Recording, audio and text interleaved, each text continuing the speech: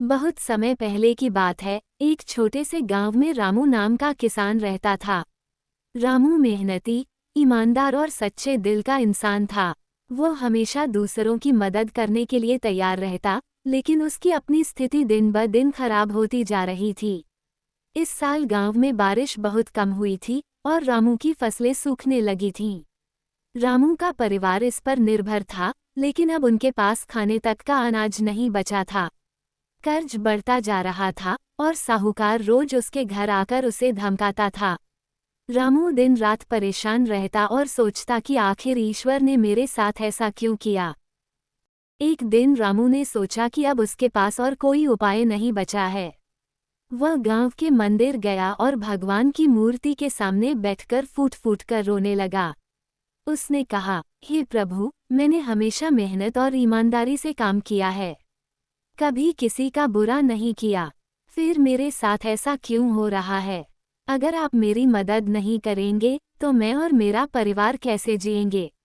रामू ने घंटों वहां बैठकर प्रार्थना की और अपने दिल का बोझ हल्का किया। उसने भगवान से सिर्फ एक बात कही, हे प्रभु, अगर आप मेरी मदद कर सकते हैं तो मुझे कोई राह दिखाइए, मैं आपके भरोसे हूँ। जब वह मंदिर से बाहर निकला तो सूरज ढल चुका था। रास्ते में एक बूढ़ा साधु उसकी ओर आया। साधु ने रामू की उदासी को भांप लिया और उससे पूछा, बेटा, तुम इतने परेशान क्यों हो? रामू ने साधु को अपनी सारी कहानी सुनाई। उसने बताया कि कैसे उसकी फसलें सूख गई हैं, कर्ज बढ़ गया है और अब उसके पास कुछ भी नहीं बचा। साधु ने मुस्कुराते हुए कहा, बेटा, ईश्वर हमेशा उनकी मदद करते हैं जो सच्चे दिल से प्रार्थना करते हैं, लेकिन मदद का समय और तरीका वही तय करते हैं। तुम कल सुबह सूरज उगने से पहले अपने खेत जाओ, वहां तुम्हें भगवान का आशीर्वाद मिलेगा, बस विश्वास रखना। रामू को साधु की बातों से थोड़ी हिम्मत मिली, लेकिन वह फिर भी असमंजस में था। उसने सोचा, क्या सच में ऐसा हो सकता है?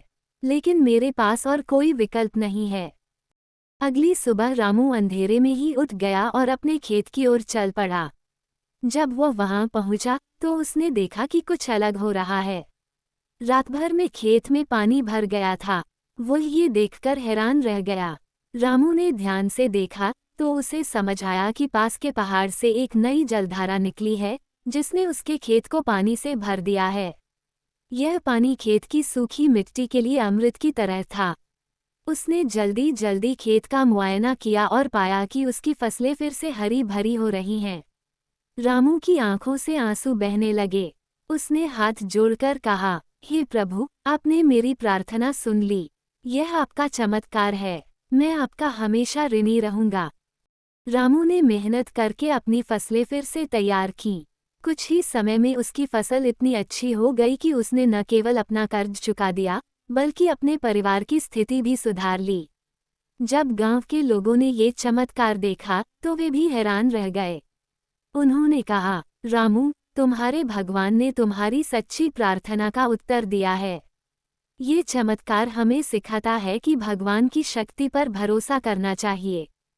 रामू ने उस दिन से एक नई शुरुआत की। वह मंदिर जाकर ईश्वर का धन्यवाद करता और गांव के लोगों को ये सिखाने लगा कि कठिन समय में धैर्य और विश्वास सबसे बड़ी ताकत होती है। वह कहता, ईश्वर हर किसी के लिए योजना बनाते हैं, बस हमें उनके ऊपर विश्वास रखना चाहिए। अगर आप सच्चे दिल से प्रार्थना करेंगे और मेहनत करते रहेंगे तो चमत्कार जरूर होगा। रामू के खेत में फसलें लहलहाने लगीं। उसने अपने पुराने कर्ज चुका दिए और अब उसका परिवार खुशहाल जीवन जीने लगा। गांव में हर कोई रामू और उसके ईश्वर पर अटूट विश्वास की कहानी सुनता और उससे प्रेरणा लेता। लेकिन रामू का जीवन यहीं शांत नहीं हुआ। एक और परीक्षा उसका इंतजार कर रही थी। एक दिन गांव में एक व्यापारी आया जो दूर दूर के गांवों में अपनी संपत्ति और ताकत का प्रदर्शन करता था। उसने सुना कि रामू का खेत अब सबसे उपजाऊ बन गया है। उसने रामू से कहा, रामू, मैं तुम्हारे खेत की उपज देखकर बहुत प्रभावित हूँ, लेकिन ये सब केवल संयोग है। तुम कहते हो कि यह ईश्वर की कृपा है, पर मैं इसे नहीं मानता। मैं तुम्हारे खेत को खरीदना चाहता हूँ। मैं तुम्हें इतना पैसा दूंगा कि तुम्हें जिंदगी भर मेहनत न करनी पड़े। रामू ने शांतिपूर्वक जवाब दिया, ये खेत मेरे लिए सिर्फ जमीन का टुकड़ा नहीं है, यह मेरी मेहनत, ईश्वर की कृपा और मेरे परिवार की उम्मीद है। मैं इसे किसी भी कीमत पर नहीं बेच सकता। व्यापारी ने गुस्से में कहा, तुम्हारा नुकसान तुम खुद कर रहे हो। अगर तुमने मेरी बात नहीं मानी तो मैं इस खेत को किसी भी तरह से अपना बना लूंगा। व्यापारी ने रामू को डराने के लिए साजिश रचनी शुरू कर दी। उसने गांव के कुछ लोगों को पैसे देकर रामू के खिलाफ भड़काया। उसने अफवाहें फैलाई कि रामू ने गांव के मंदिर की जमीन पर कब्जा करके अपना खेत बनाया है। धीरे धीरे गांव के कुछ लोग रामू से दूर होने लगे। वे सोचने लगे कि अगर यह सच है तो रामू ने गलत किया है। रामू के परिवार पर भी इसका असर पड़ा। रामू ने ईश्वर पर अपना विश्वास बनाए रखा। उसने सोचा, अगर मैंने कुछ भी गलत नहीं किया है तो भगवान मेरी सच्चाई जरूर सामने लाएंगे। उसने न तो किसी से झगड़ा किया और न ही अपना धैर्य खोया। रामू हर दिन मंदिर जाता और प्रार्थना करता, हे प्रभु, मुझे इस परीक्षा से बाहर निकालने का रास्ता दिखाइए। कुछ दिनों बाद गांव में भारी बारिश हुई।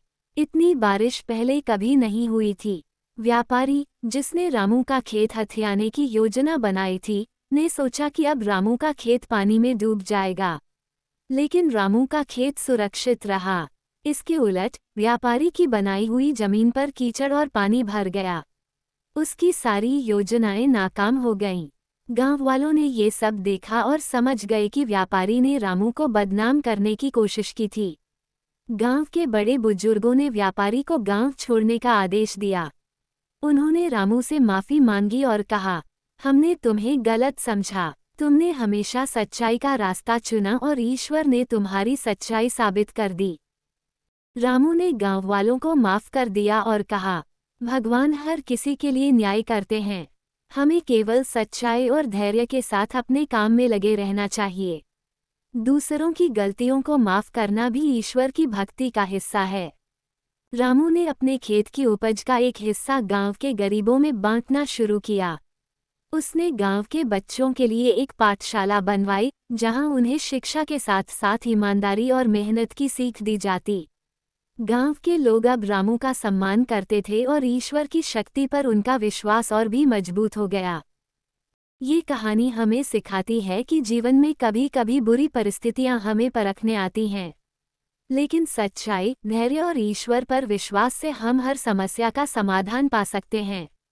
हमें ये भी सीखना चाहिए कि दूसरों की गलतियों को माफ करना और सभी के लिए कुछ अच्छा करना ही जीवन का सच्चा उद्देश्य है।